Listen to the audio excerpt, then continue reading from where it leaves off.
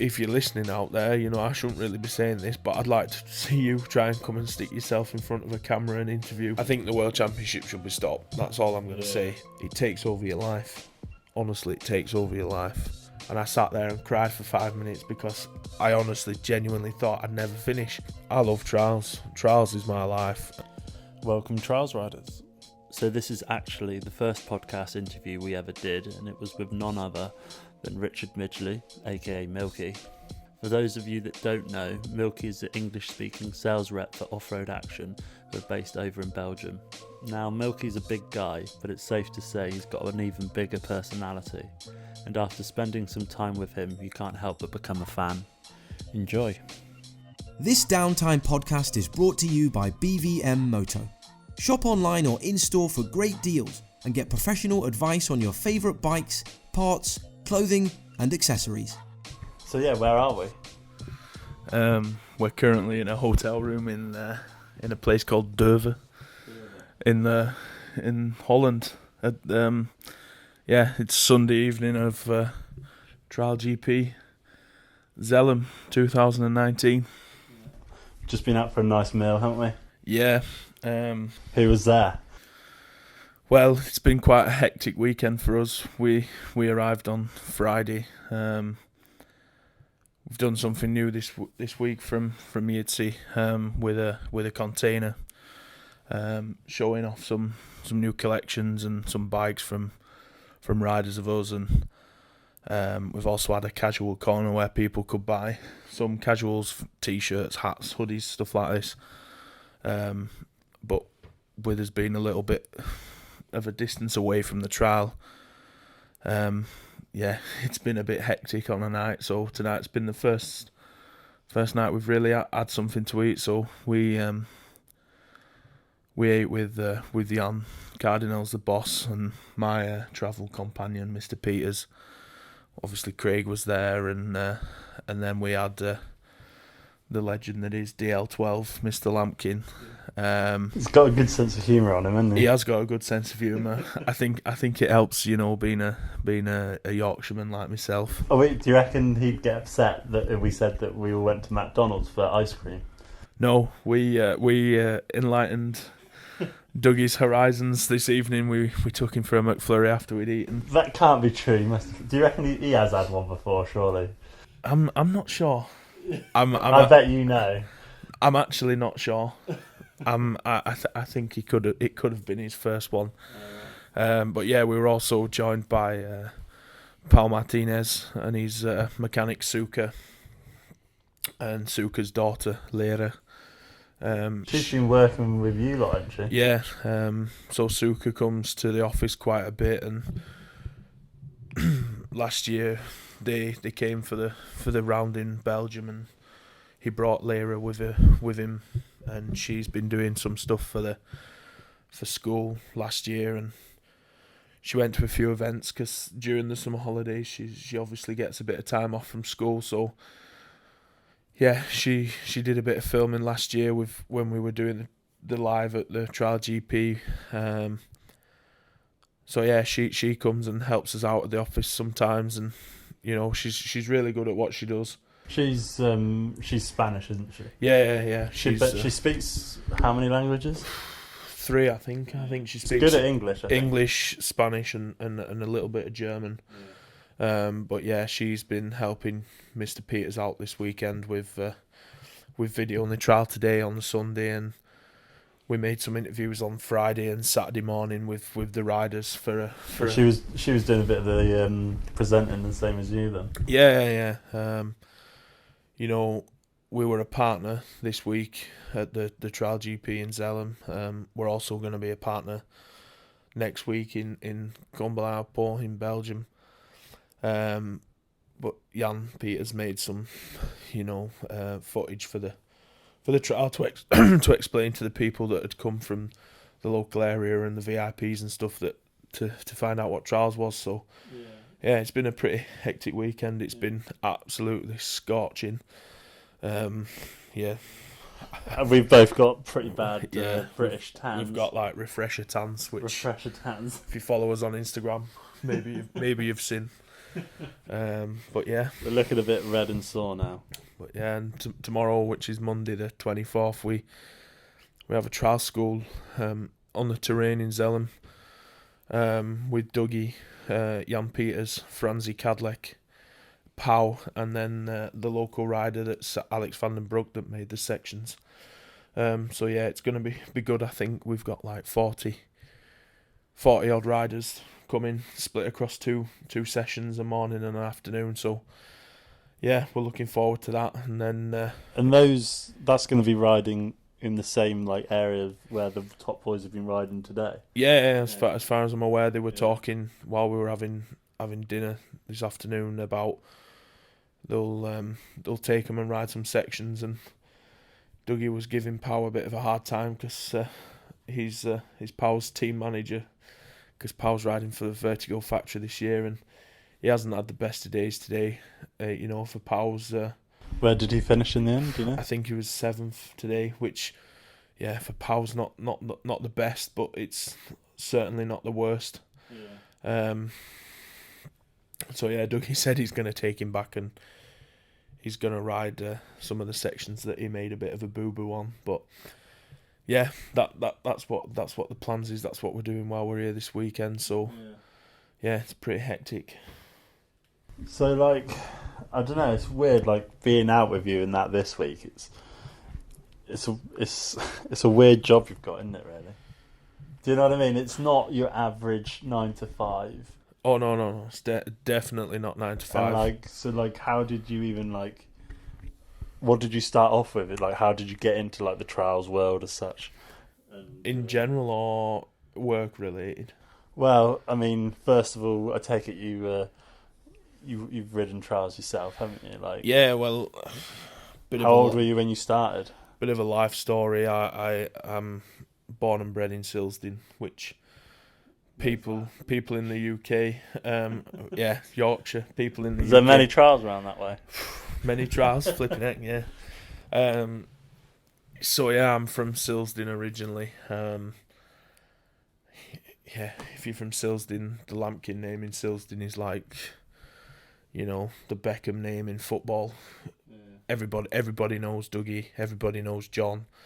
Yeah, everybody knows the Lampkins in Silsden and in the world, really. In the world, yeah. And last year we had the Trial GP in Silsden, which for me as a cobby dealer, as we're called from Silsden, was incredible to see. On the terrain where I pretty much learnt the trade, as they say. But no, I got into trials through my father. He used to rally, and then when my parents were expecting my older sister, they decided that it was too much money and a bit, life threatening. So he got into it through some friends of his, and I think like a lot of people that get involved in trials, they caught the bug, Yeah. So yeah, I had a bike before I was born, a little TY80 that was painted in Yamaha yellow with black stripes on the tank. It was an absolute boss. Have you still got it or not? No, I sold it, but I know exactly where it is. But the guy's a bit, he won't give it back to you yet. Well, he'll give it back to me, but he wants me to pay more than what I sold it to him for. So, and it's in a bit of a bad state. But yeah, maybe one day I'll get hold of it. But yeah, my dad was always riding trials. Unfortunately, he started a bit too late to do all the big stuff. But yeah, I started riding when I was pretty young, to be honest, and maybe any good at it. Not the best, I had a fair while out, to be honest, because I had a bit of a crash, and when I was young, and yeah, speaking to my dad these days, he says maybe he put me on too young, but I've always been around trials. Trials is my passion. Trials is my life. Started riding again when I was like 12, 13.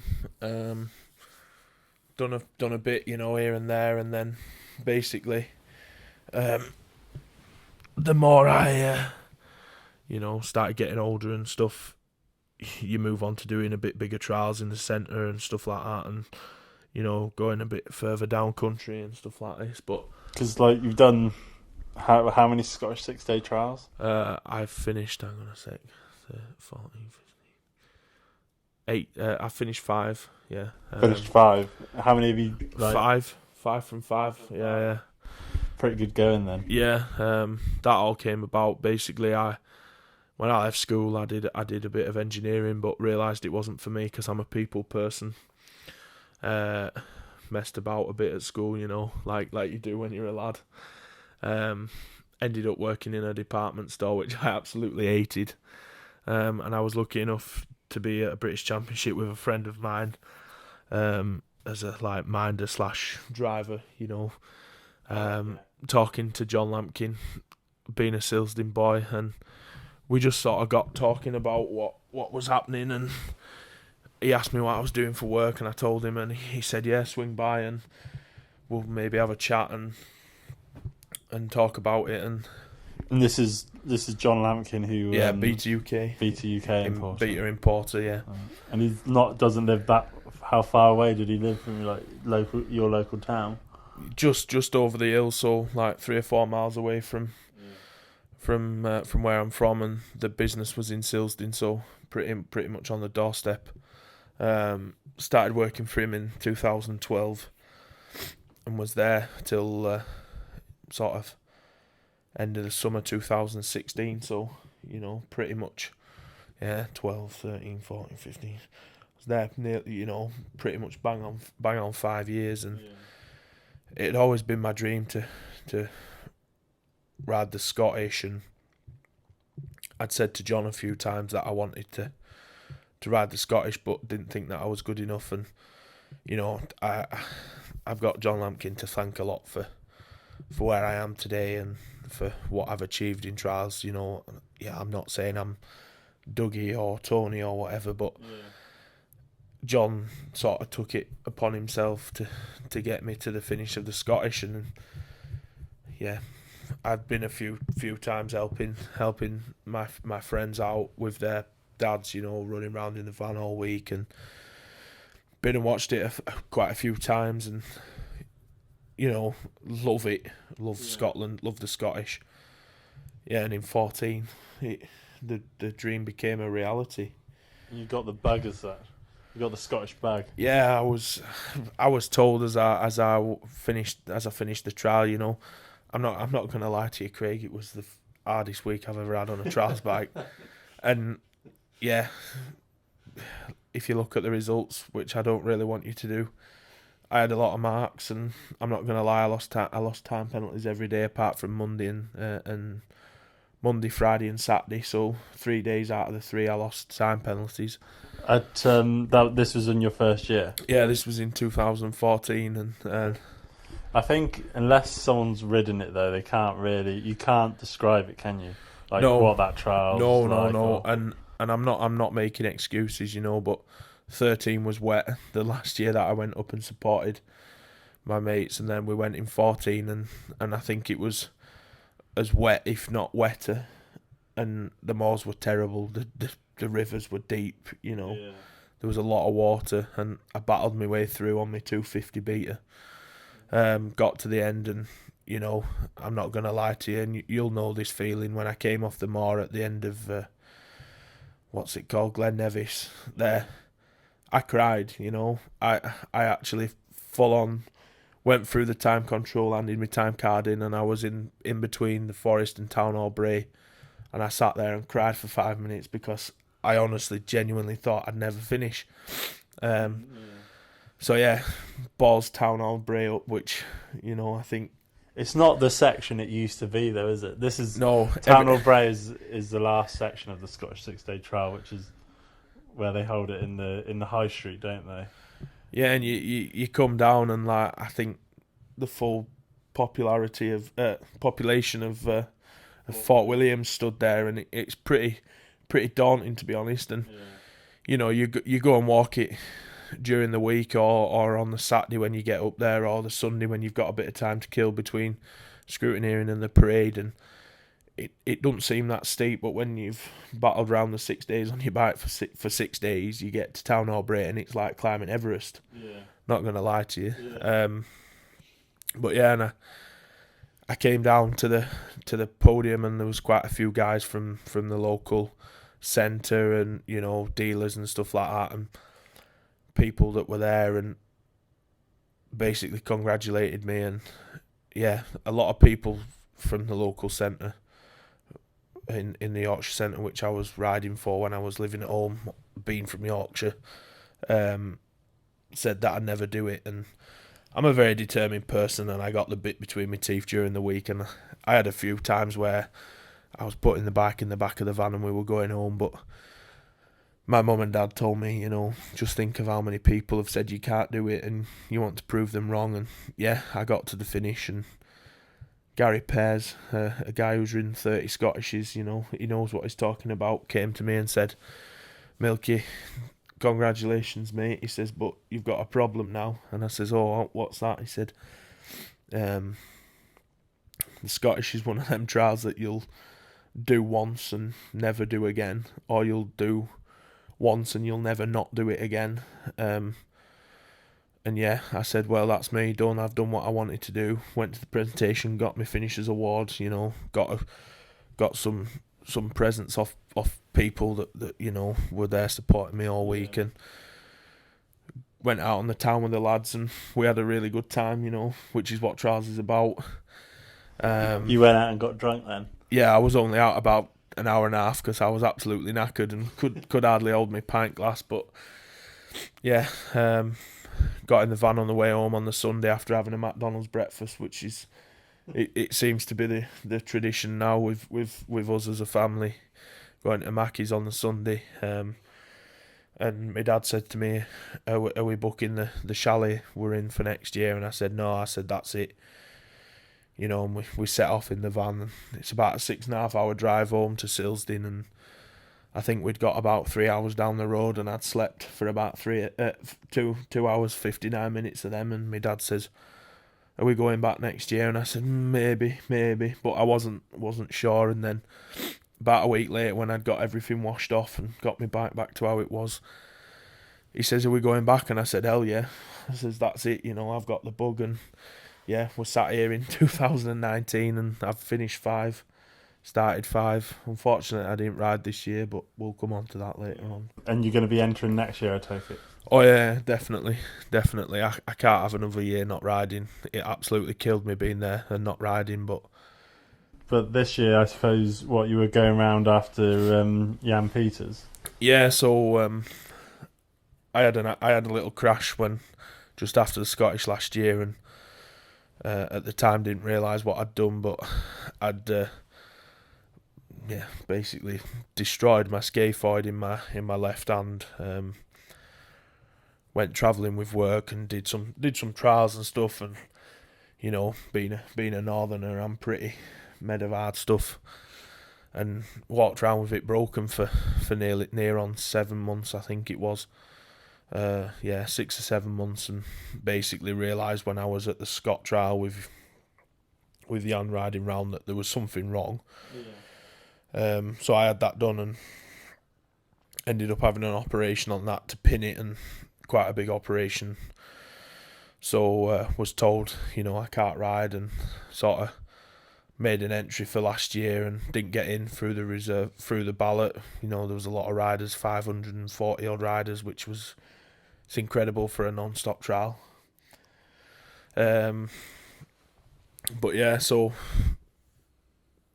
boss Jan, the owner of Jitsi, said, look, if you want to go, you can go. So I said, oh yeah, I'm going. You know, it's one of them, you can't miss it. You know yourself as being from a trials family, and your dad riding as many. Once you go up there, you even if you're spectating, you've got to go back. Yeah. And we went there this year and basically tried to support Jan the best I could.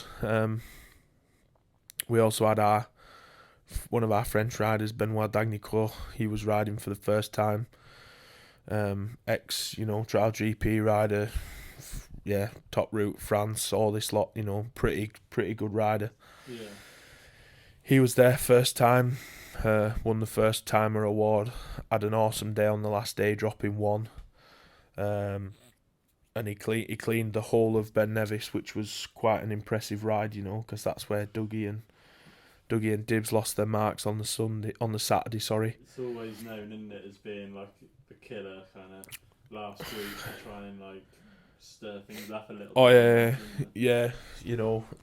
It's not for the usual kind of everyday rider like ourselves. No, and yeah, they've said to me before, some of the Scottish lads, that they actually set them out on the Saturday, and if everybody's on like 100 marks going into the end of the week, they'll make them easy. But if the like top 50's on like under 25, they make them hard because they want to take marks off the top lads.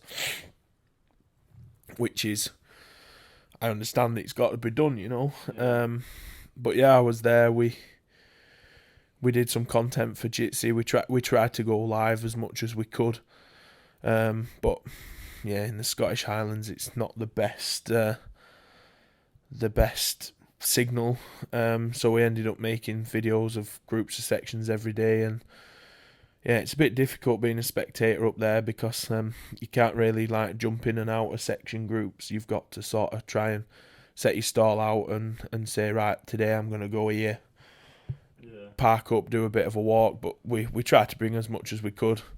We did a few lives in the paddock of like Dougie scrutineering and Jan and a paddock walk of all the importers and like what they're doing up there, which, we got a lot of credit for it. I got a lot of stick because of, I say the word obviously quite a lot, but that's just what it is. What you had a lot of your fans, were they complaining? No, they weren't even fans. They were just random blokes that were watching the live feed that decided they wanted to give me a bit of stick. But if you're listening out there, I shouldn't really be saying this, but I'd like to see you try and come and stick yourself in front of a camera and interview absolute idols of the British World's Trials, mafia as we'll call it. But yeah,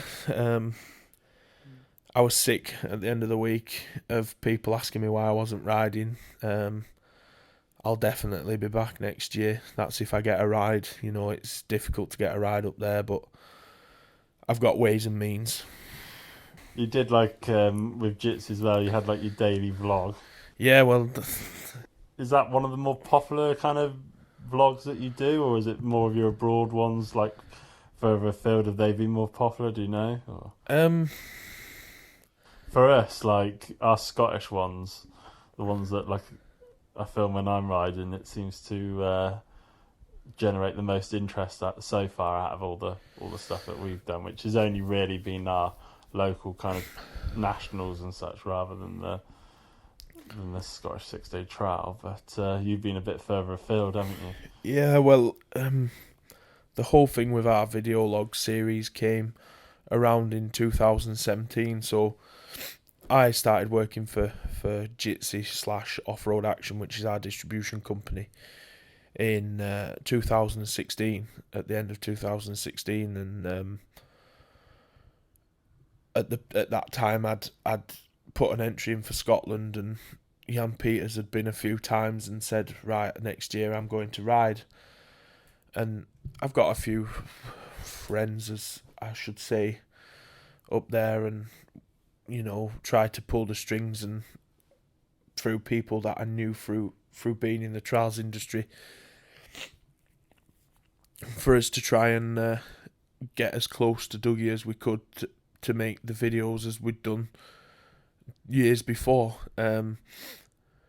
Unfortunately, that didn't happen, and me and Jan ended up as numbers 8 and 9. So we had a very early day on Monday, and Dougie was like 193, I think. So we didn't see anything of him that week. Yeah. And we had a discussion at the office in Belgium about making this video where we followed 3 riders. Dougie, who's going for the win, Jan Peters, who's a bloody good rider, excuse my French, but he doesn't give himself enough credit for how good a rider he actually is. Yeah. He can pull a top 20 up there if his head's in the right place and he's on it, you know. Yeah. And then myself, who's a clubman rider that's going up there to get round, and we just came up with the idea of doing like a thing, you know, a video log. So yeah, we made that in 2017, and we put the first one of us prepping the bikes and travelling. We put it on Jan Peters Trials as his actual, you know, athlete page, and it went crazy, absolutely crazy. People were like loving it and telling us that they'd watched it in Parc Fermé. So we decided as a team as such to put it out on our Facebook and our YouTube channel and everything like this, and it just went from there. And yeah, 2017 was pretty much, that's all we did. Coming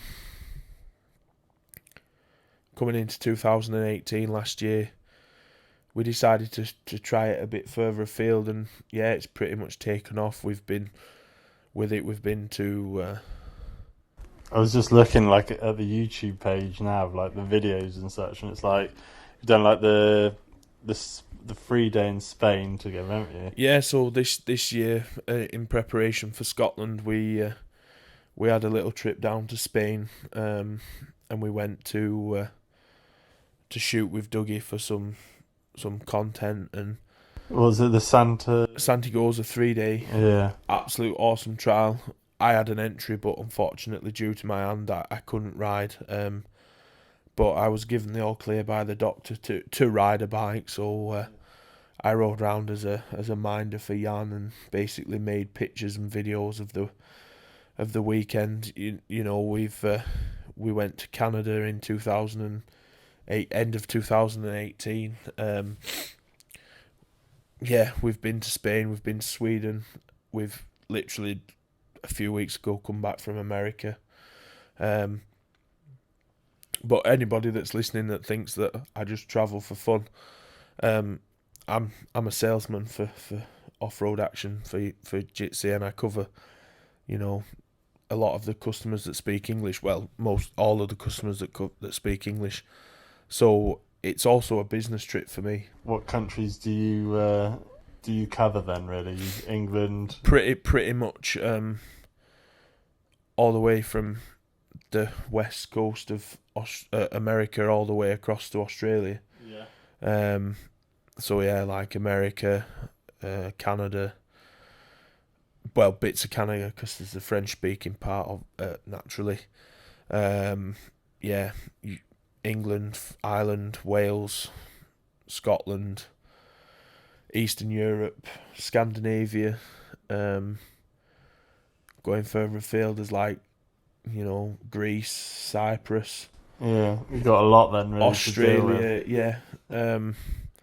So yeah, it's a business trip for us, and so like, did you get invited to, like, say this last place you went? You were in, where were you in the USA?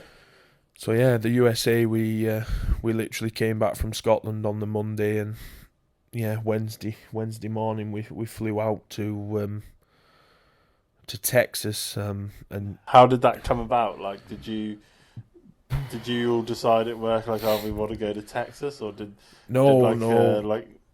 How did that? When we went to Canada, they have their version of the European Championship as such, which is the FIM North America Championship, and they ran that in 2018. They ran it at their final round of their national season, which was in Washington State, I think.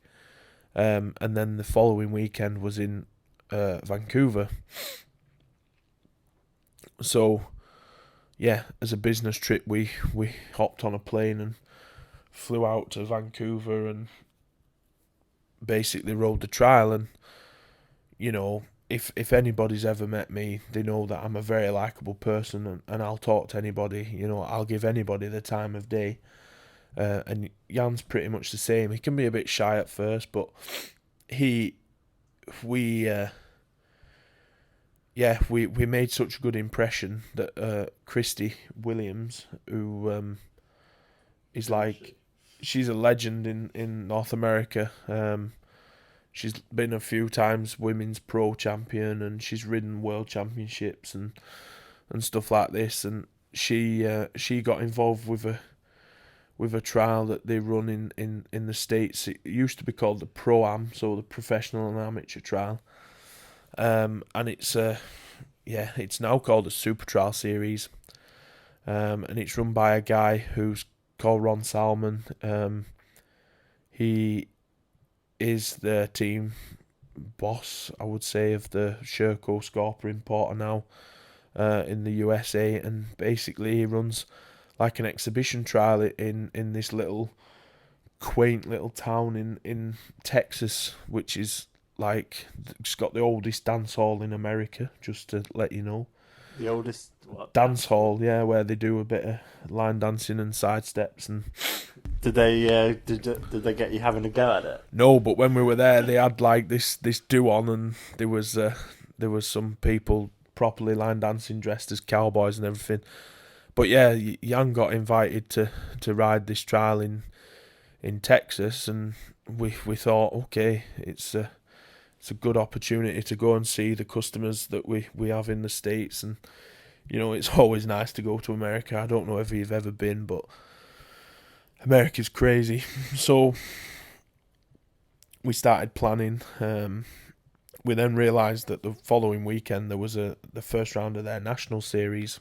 So we spoke very nicely to the boss, and he said, yeah, why not stay out? So we jumped on a plane and flew to Texas and rented a car and went and rode the trial in Texas. And then we went and stayed with a dealer of ours and his minder in Nebraska, and we had an awesome week. Apart from the tornadoes, you know, we had some amazing food and we rode in some amazing places. And then we jumped in the car again and we drove for about what felt like 4 days. It wasn't 4 days, may I add. It was about 9 hours, but it felt like 4 days in the car to Nebraska. And yeah, we rode the first round of their national series out in Nebraska. How did Jan get on? Yeah, so the level in the States is pretty high, you know. Pat Smargy is an absolute animal. Are they all like, I imagine with it being America, it's all like humongous steps, like real big. That's what I thought, but you know, there's quite a few technical sections. There's some big stuff. I think it depends on the state that you go to. It's a bit like being at home and the different centres like yourself. You're a mud plugger, aren't you, most weekends, and being from the south. Yeah, but you know what I mean. And then you go up to sort of like Derbyshire, and you've got massive granite lumps of like granite and sandstone and super grippy rocks. And then you come up our way, and you've got little tiny beckholes that you ride up with massive like limestone steps and stuff. But yeah, Jan was second on the first day, which was absolutely incredible. There was 11 pro riders in the category, and he rode out of his skin. Could have done better, obviously, but you know, Pat's very hard to beat. It's pretty much like in the States, you go in for second. Was he far off? Can you remember the result at all? Like, off the top of my head, I can't, to be honest with you. But it wasn't far off, but he was far enough off for Pat to take a whitewash. But yeah, then it absolutely bounced it down on the Saturday night, and we had thunderstorms and tornado warnings and lightning showers and stuff like this, and a little bit more difficult on the Sunday. And we thought that we'd had a good day. You know, Jan was riding good, but he wasn't at his best. And yeah, unfortunately, he finished 7th, I think, which was a bit of a bitter pill to swallow. But you know, still had a good first day. Yeah, and them boys are something else. You know, a lot of people think there's not no trials in America, but let me tell you, they have a massive trial scene. Yeah, because you don't see that much about it, do you? Really, like no. It'd be nice to see some of them come over to Europe and ride, but yeah, it's a lot of money for them to come. But there's some keen guys now, helping the young boys. So hopefully in the future we might see some more Americans in the trial GP. But I think they've got such a strong youth, as we would call it, like expert riders coming through into the pro class, that I think they could be a force to be reckoned with in the next coming years, especially at the TDN. I think they're gonna wipe the floor on the international route this year. Yeah. I don't know who they'll bring, but they've got a good strong field of riders, have they? Yeah, anybody in that top sort of 7 in the series could ride it at Trial GP, like top course. I'm not saying Trial GP, but Trial 2 definitely. Yeah. The international course at the TDN. I think things up there. I think they're gonna be on the podium, if not pushing for the win. Right. Unfortunately, there's one rider that's sort of like fighting for third this weekend actually, but he can't ride for the TDN team because he doesn't have an American passport. Right. He's an immigrant as such, but yeah, not an immigrant. But we've got a rumour about him, though. Well, it's no rumour, is it? Is he the one who's got the really long tongue that everyone keeps talking about in the paddock? No, I can't remember who that is. I can't remember who it is. Oh, no, that's Connor. That's Connor from Australia. Oh, is it? But yeah, apparently he's got a really long tongue, which is a bit weird, but yeah. Like everyone in the paddock's talking about it, which is a bit odd, though. Yeah. I've never found that out. But no, this lad's Alex Niederer. His parents are, his mum's English, his dad's Swiss. They were born in Austria, but they moved to the States about 10 years ago. He's an incredible rider. He's got a brother who rides in the pro class as well. But yeah, unfortunately they can't ride for the Team USA because they're not born in the States. Yeah, I'm going to stop talking about America because it's making me sad that I'm not there. But, like I say, they keep an eye on that Trial GP because I'm 99% sure that they're going to be pushing that international class in the TDN this year.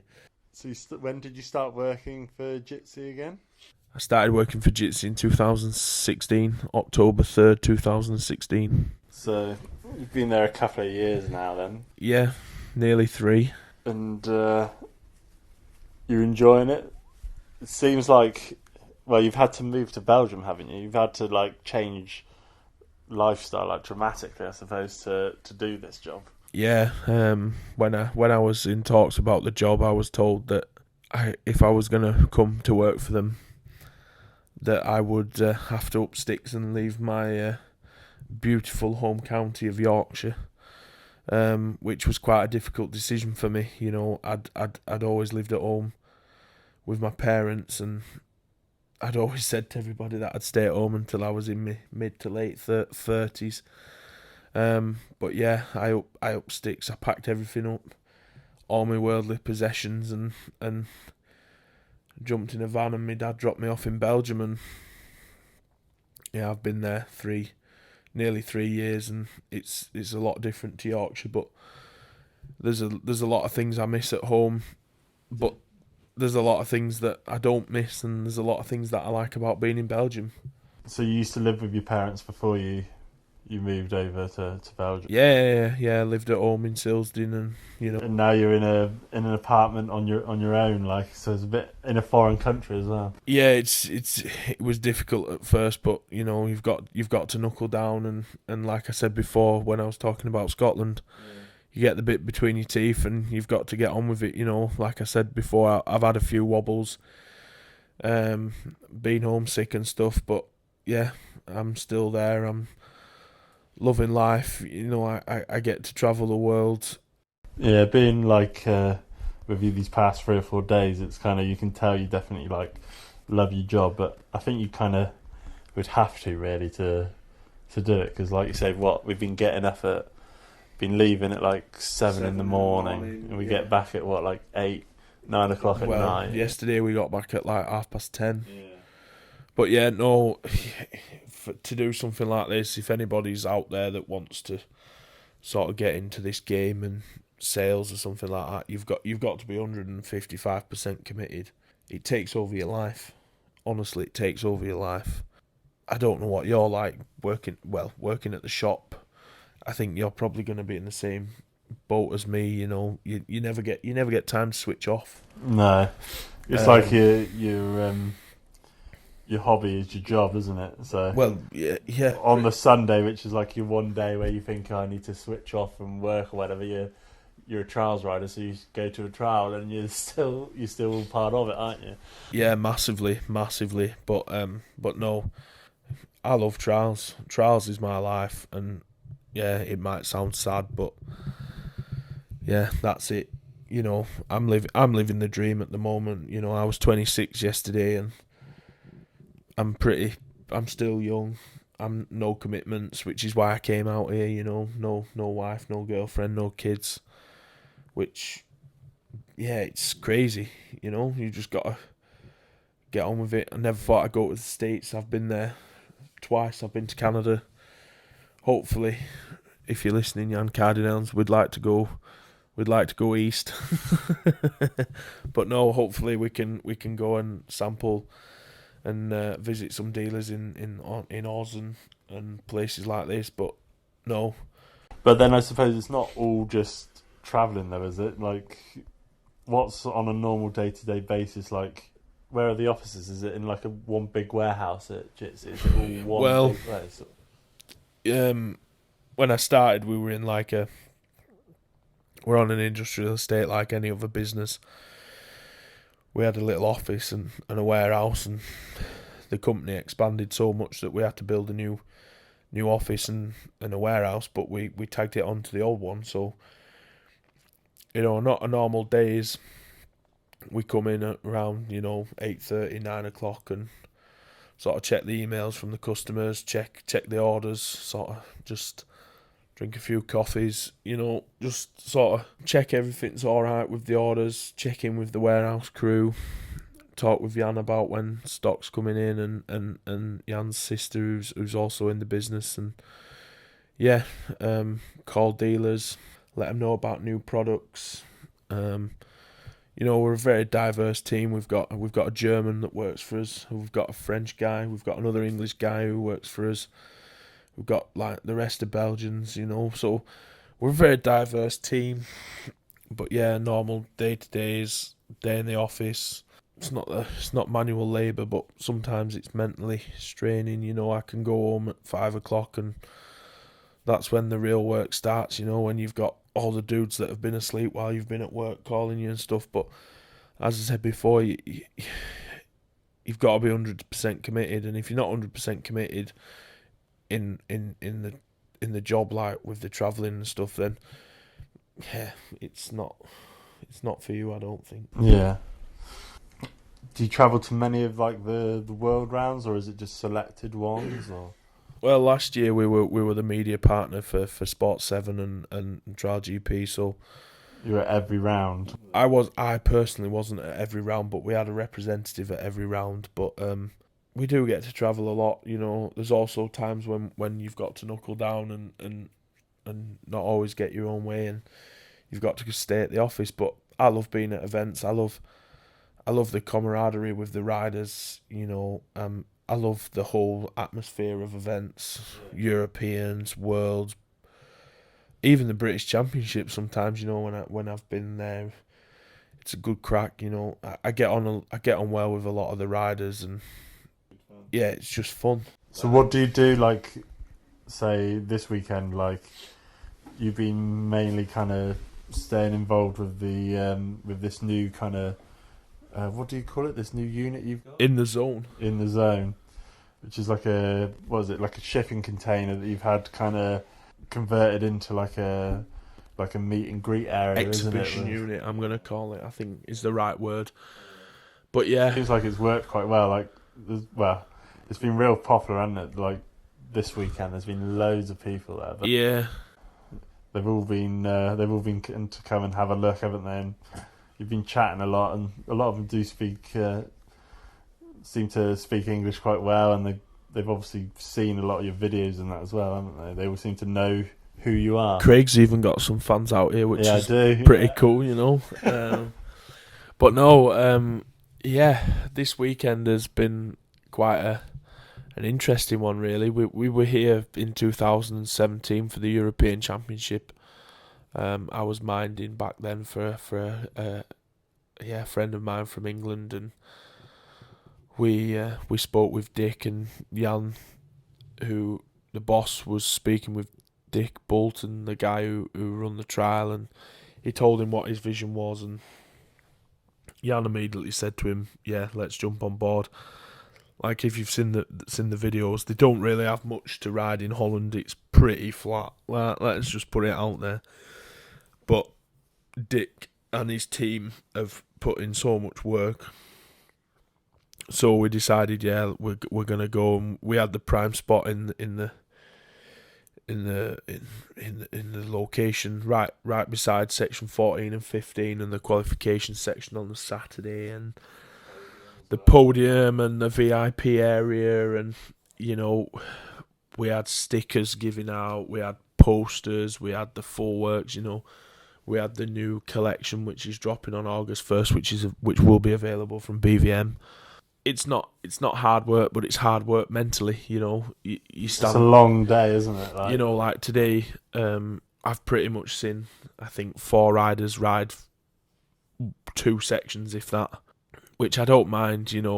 I just love the crack. But yeah, we've been stood there today showing people stuff. Like I said before, we had a casual corner where people could come and buy our hats, and it's been like 36 degrees today, so we've sold a lot of hats, which, can't be bad. Like I say, it's networking. That's basically what you're doing most of the time is networking. Talking to customers, talking to dealers, talking to promoters of the sport, talking to sponsors, talking to riders. I'm not involved in any of the financial side of sponsorship or anything like this, but as I said before, I have a good crack with the riders. So you've got quite a good relationship with your Jitsi dealers as well. Oh yeah. So you get to hear like up and coming and pieces like that. Yeah, you get a lot of gossip. Let's just put that. You get a lot of gossip at trials, and trials is a very gossipy sport. So yeah, we get a lot of stuff like that. So yeah, it's crazy, but sometimes someone's got to do it. Milky needed the toilet, so why did they call you Milky anyway? So yeah, rather than Richard Habalino. That's my other nickname. For any Spanish listeners out there, it means wild pig, because I snore a lot apparently, don't I, Craig? Yeah, you bloody well do. No, the Milky nickname came around about 25, 26 years ago.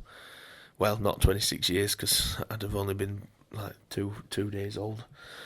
But no, used to have bleached blonde hair and round glasses, and one guy at the local club said to me, "Oh yeah, he looks like the Milky Bar kid to me dad," and here we are now. It's very rarely now that I get called by my real name, which I think is pretty cool. I've heard of worse nicknames. Yeah. Everybody knows me as Milky, so it's pretty unique. There's not many people with proper nicknames that, I often get asked, like, "What's your real name?" And I say Richard, and they're like, "What? It's Richard? You don't look like a Richard." And I'm like, well, yeah, my real name's Richard for all my fans out there that don't know what my real name is. Follow me on Instagram at MilkyBar93. How many Instagram followers have you got? We'll just have a look there. I think we're on about 1,300 at the moment. Are you? Is that every time grown a lot since you've been with Offroad Action? Massively, and every time we do something or someone tags me in a story, it goes up. But yeah, we're currently at 1,375. So yeah, you're doing all right. You're doing better than some of the top pro riders, aren't you? Well, some might say I am a pro rider, Craig. Who are those some? You don't need to know. Hit me with the next question. Like this weekend, like we said, we were in Holland, and all the sections are man-made, every single one. And a lot of people were thinking, and I think it did turn out this way, that it was kind of to the Spanish riders, it was to their advantage, wasn't it? Really, like they're used to riding that type of terrain, wouldn't you have said? Compared to like the British riders and so on, like we don't have that many facilities like that. Yes and no. Although saying that, Toby Martin did well. Yeah. The biggest problem is the Spanish have nice weather 365 days a year.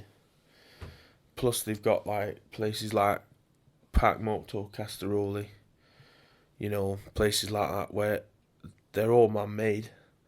Ripoll, places like this in Catalan, they've got man-made like practice areas. Yeah, but then they've also got like some of the best terrain in the world.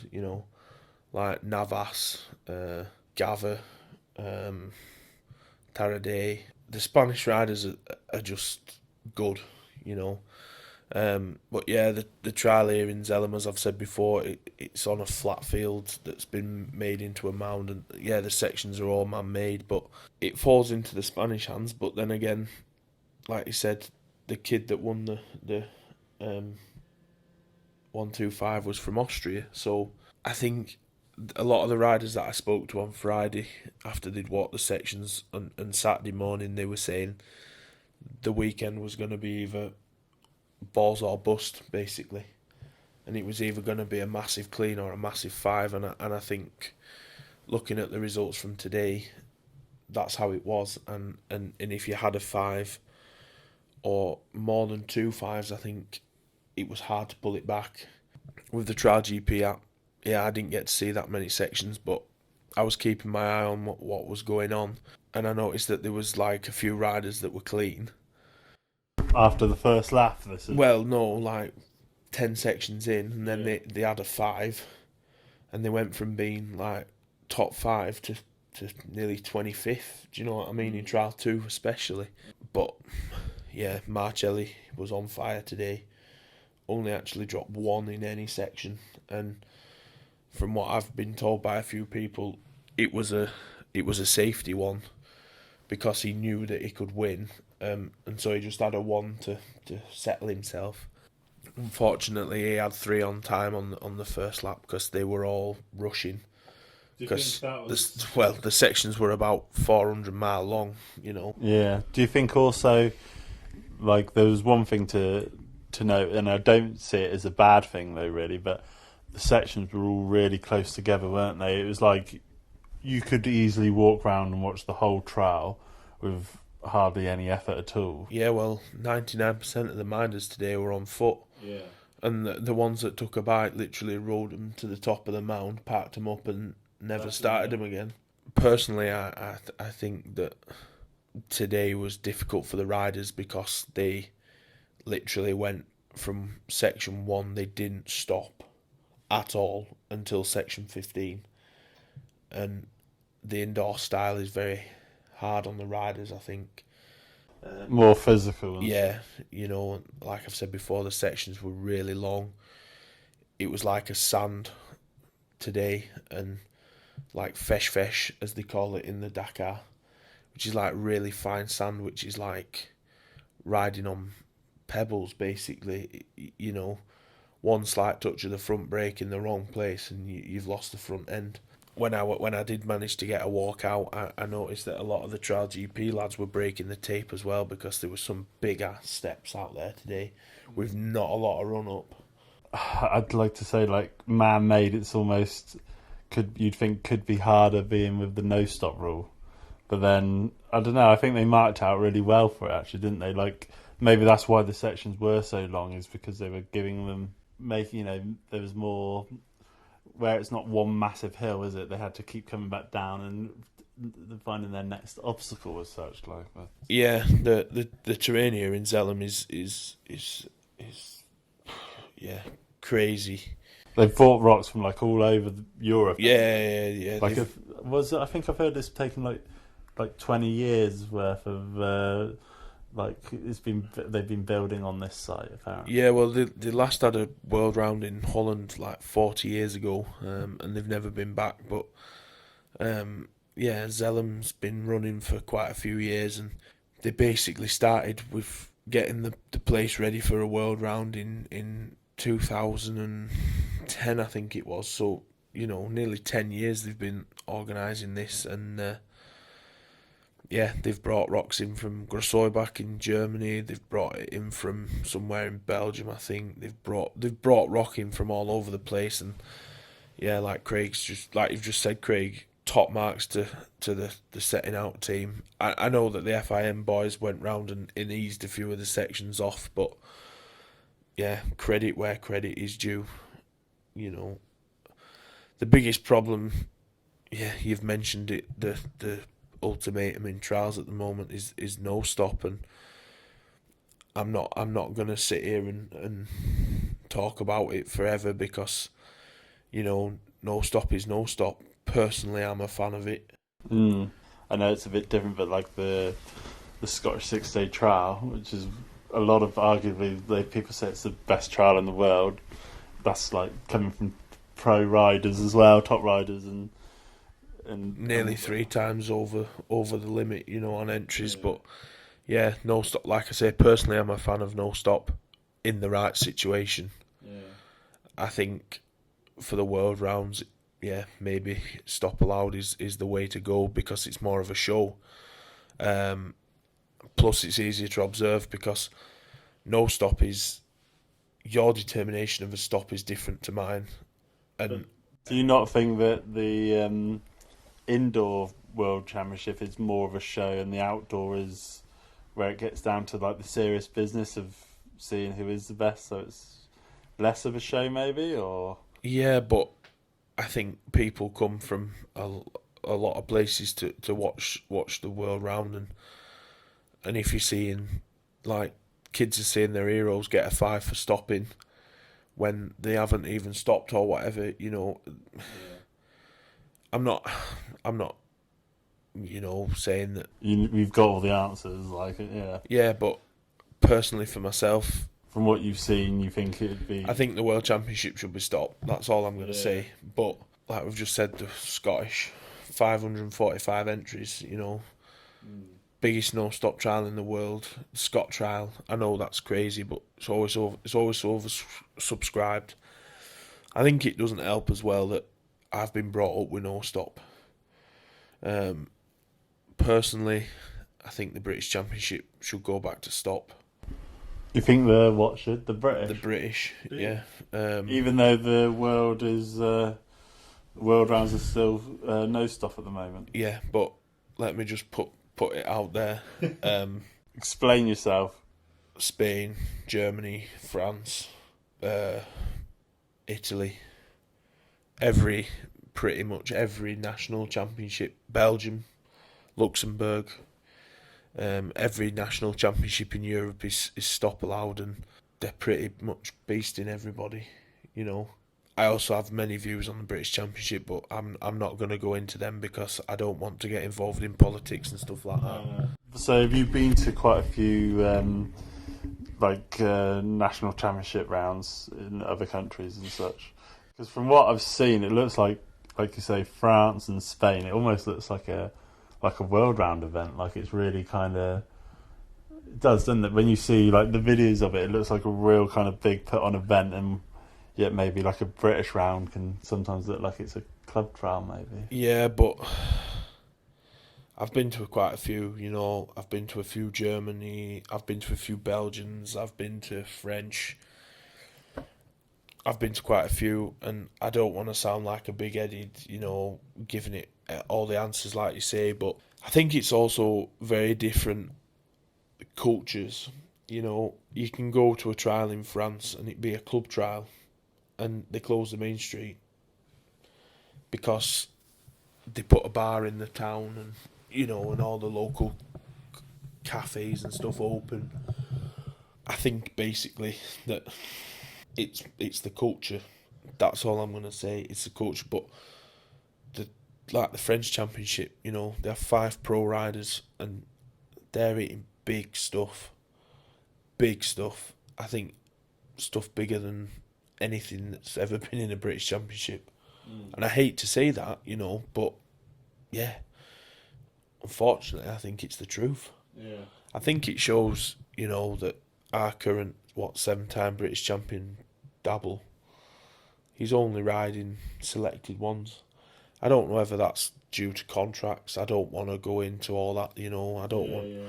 But in my eyes, the British Championship should be something that everybody wants to go and have a go at, you know. Yeah. We went to America and they have like 9 different routes, and they have routes all the way from beginners all the way through to pro riders. And yeah, I understand they've got all the land and everything like that, but maybe the British Championship should go like that, and then you get more people. Make a full kind of weekend of it. Yeah, you know, like more riders, so better. I suppose more reward for the organisers. Yeah, like yourself, you're married to an ex-professional trials rider, and you know, Becky was riding the Ladies British Championship, and like, look at Emma this year. She's decided not to ride the Ladies British Championship because she wants to focus on the men's. But for instance, if Emma was riding the ladies and James was doing a men's, and they're in 2 different places, why not bring them together? Yeah. Why not bring the youths together and make it sort of more doable for a club to put on, that they get more gain out of it. Do you know what I mean? And every other country does it, and I'm not taking it away from Brian Higgins. I'm not taking it away from Brian Higgins, because I think what he's doing is brilliant. I haven't been to one yet, so I can't really comment on the whole situation. But bring it so that riders can go with the families and make a weekend of it. And if you've got a kid that's riding C class and one that's riding A class elite, you know, it's half the money you're having to spend instead of traipsing up and down the country like a blue arse. Yeah. You know, blue arse fly every weekend. So yeah, I haven't got the answers, and I don't think you have, and I don't think a lot of people have. And yeah, it's alright us sitting here and saying all that, but we're not the ones organising the trials. And like I say, I don't want to come across as a or anything like that. But it's interesting seeing everyone else's. It's interesting seeing every other country's view and how they do it. And then going home and a field with a burger van, and that's it for your British Championship. Good to look at other sports sometimes as well, isn't it? Like, not just kind of in with the trials, but looking at like enduro and like cycle events, things like that. Like, everyone's got their own kind of way, haven't they, and their own way of doing things, and you can kind of like rob bits and pieces from, or rob ideas from those. Yeah, and to be honest with you, I think that's what Sport 7 tried to do with the whole trial GP concept.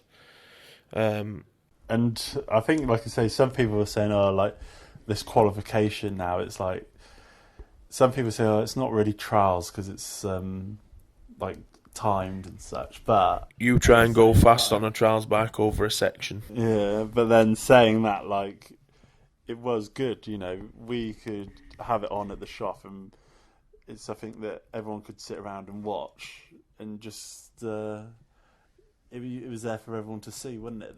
They'd contained it, and we used to really enjoy watching that live qualification on a Saturday. Yeah, at the shop anyway. Yeah, the qualification is something that's good. You know, I think it brings everybody in together.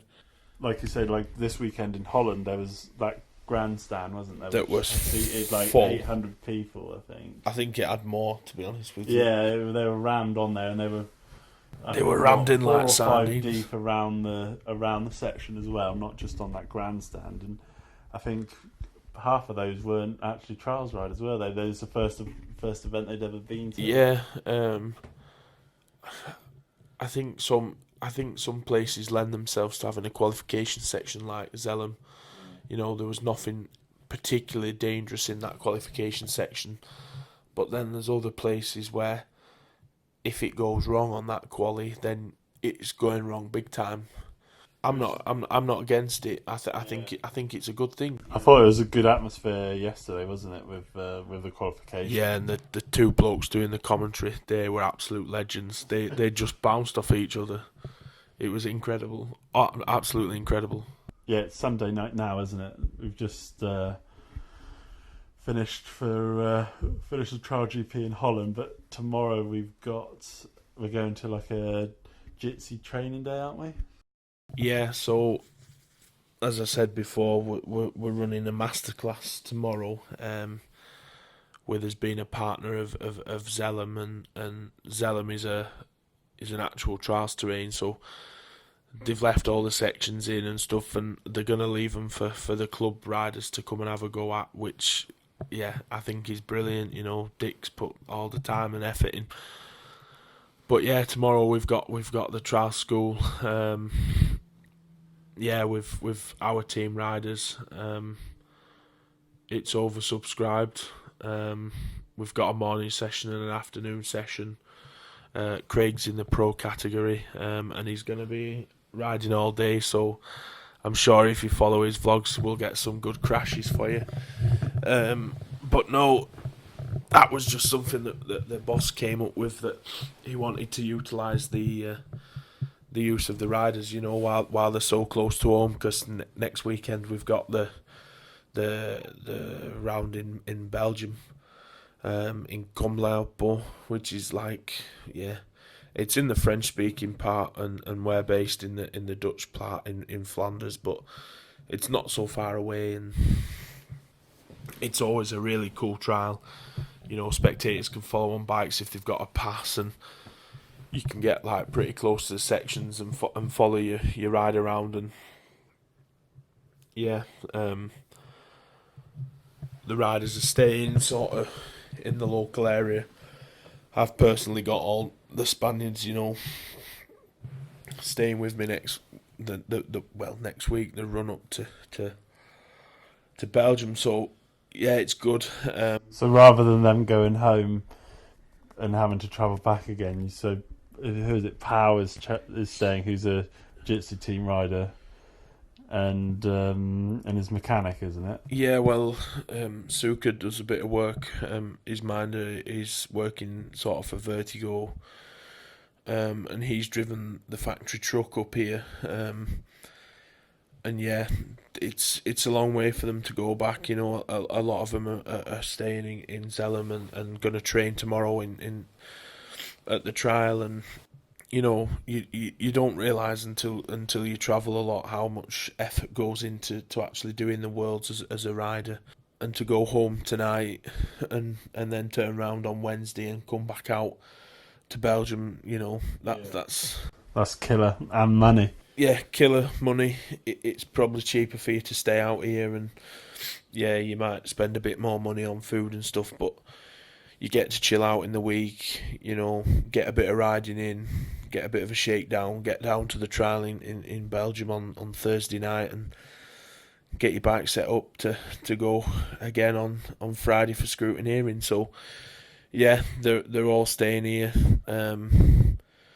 We're not so far. We're about 2 hours from HQ here in Holland. So yeah, we'll see what happens. I'm looking forward to it. I'm gonna drag my bike out tomorrow and have a bit of a play around and float around and try and learn a few tips off the guys. Even though I probably taught them all they know. So I think Dougie was kind of rolling his eyes a bit when you were saying about what you'd like to learn, what you want him to teach you. What was it? Yeah, well, I'm a straight line kind of man, you know. But yeah, I can op and stuff like that, but I want to learn like touching front and balancing and then going. And when I said that to Dougie, he sort of looked at me as if I was like talking Japanese or something to him, you know. It was like me stopping, but no, I'm personally really looking forward to tomorrow. I think it should be good. I think I just want to ride some sections where I don't have to take my wheels off the ground. Well, that ain't gonna happen in Holland, mate. Not on pro class. No. We've already eyed up section 1, and it's got about a 9.5 foot splatter in it for you. with a cold bike, so we'll see what happens. But with this weather, I don't think my bike's going to be cold somehow. I think it's going to be baking hot, isn't it, tomorrow? Yeah, I think we might be having a bit of coolant issues. Yeah. So yeah, I suppose after Belgium, then you get a bit of a rest. Is it then? You'll be back in the office, back to the normal day-to-day stuff, or? For me personally, we come back from Belgium on the Sunday night and have a week at the office cleaning down and sorting everything out and back to normal life, and then I'm off. I've taken a couple of weeks off to go and go to my parents' house who live in France, and I'm going to ride a trial down there for personal, no work, no videos, me and my old man like it was back in the days. So I'm looking forward to that, and then when we come back from that, we have an annual holiday in Belgium, like all people take it. The company shut down for a week or two, so we're shutting down for a week. So yeah, I'm gonna stay down in France with my parents and spend a bit of time with them, because I don't particularly get to see them very often. For me personally, I don't know what's happening, but as a company, it starts to ramp up again, because we start with the bicycle team. Unfortunately, there's only 3 World Cups this year, but yeah, we're super pumped for them. We've got 3 awesome riders on the team. We've got Alejandro Montalvo, who was the youngest person ever to win a World Cup championship last year. He was the youngest guy in the World Championship. Well, he won the World Championship, which is a bit different to moto trials, but yeah, the World Championship is a one-off day, and what we would call in moto trials a World Championship, they call the World Cup. He won the World Cup overall, and he was junior world champion. They tried to ride the adult one, but they said no, you're too young. But if they ride the same sections, but naturally against people in their own age category, essentially. Yeah, but if I'm correct, he would have won by quite a long way if he'd have ridden the adults. Then we've got our own British rider, Adam Morwood. Incredible rider, really nice family.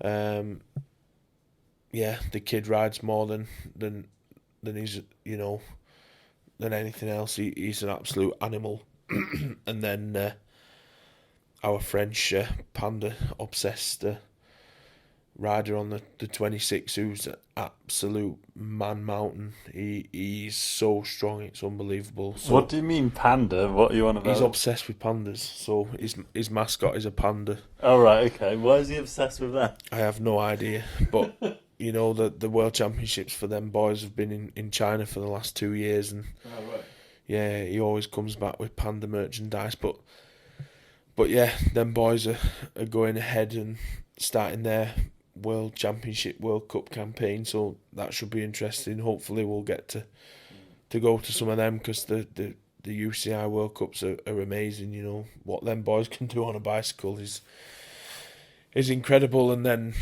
that'll sort of run to the end of the summer, and hopefully we'll get to go to the TDN, because it's going to be epic this year, I think. Is it this year? It's in Ibiza or Ibiza, whatever. Yeah, it's in Ibiza. So yeah, I'm putting mind up now. I'd quite like to go to that one, because there's always, for those who don't know, like Saturday after the women's TDN, there's normally quite a big party, isn't there? Yeah, but they've changed it now, so the women and the men ride together on the Sunday. But so that means Sunday there might be a real big party. Yeah, but from what I gathered when we were at the TDN last year in Czech, the guys were saying that they're trying to convince the FIM to run the trial on the Saturday. So they could all go out on the floor. So everybody can have a party on the Saturday night and recover to be able to drive home on Sunday to get the ferry. But yeah, TDN, what can I say about a TDN? I haven't experienced a proper TDN as yet. No, because last year in Sokolov was a bit calm. Oh, right. What, you've never been to others before? No. But I always think, I've been to quite a few, and I think if there was someone, I'd almost suggest, like, people, I want to go and see an event, like... TDN is the place to be. TDN's the one to go, because it's, you get all these top riders still, but yeah, they're there's no pressure on them. Yeah, so they're almost riding for fun. Better in some ways, I think, and they're also sometimes kind of maybe try some crazier lines if they've got nothing to lose. And there's always a party. And there's the party. But the TDN in Sokolov was amazing. That the sections were brilliant. The atmosphere was good, but yeah, the party wasn't as wild as it was. But I think that's due to where it was in Sokolov. It was on the outskirts of the town in a car park. So. And you're all about the party. Yeah, love a good party, me, Craig. Yeah. But no, so yeah, that'll come to an end in sort of September, and then it'll be back on the bike, ready for winter, and then sort of heading into maybe coming back over to the UK to ride some trials like the lakes and stuff like this, and hopefully we'll be at the Scott trial. Jan wants to have another bash at that, so we'll hopefully be there, and hopefully be at the North Berks Super Trial. So yeah, that'll be quite good. We've been having some chats with Craig about some cool stuff. We've got some ideas about the Super Trial. So yeah, we'll see what happens. But no, it's been a pleasure, Craig. Thank you very much. Thank you for being our first ever podcast interviewee. Yeah, it's been quite a good one, Sat there on your bed in your pants and your t-shirt. Yeah, I've always said that trials, I think, needs a podcast, and I hope that you can get it to where it is. Every sport you look at as a podcast, motocross, rugby, UFC, boxing, whatever, it's all got a podcast. So as we go down the line, I can come back on and do some more.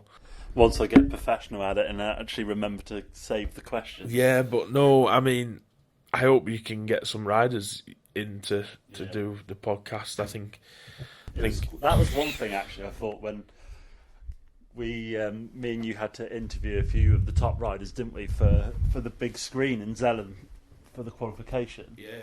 About how easy they were and how everyone we asked for an interview, they were just up for it, weren't they? And not a problem at all to do anything like that. Yeah, but I think that's trials in general. I think that's trials people. 99% of the folk are genuine people, and they're there because they love a sport.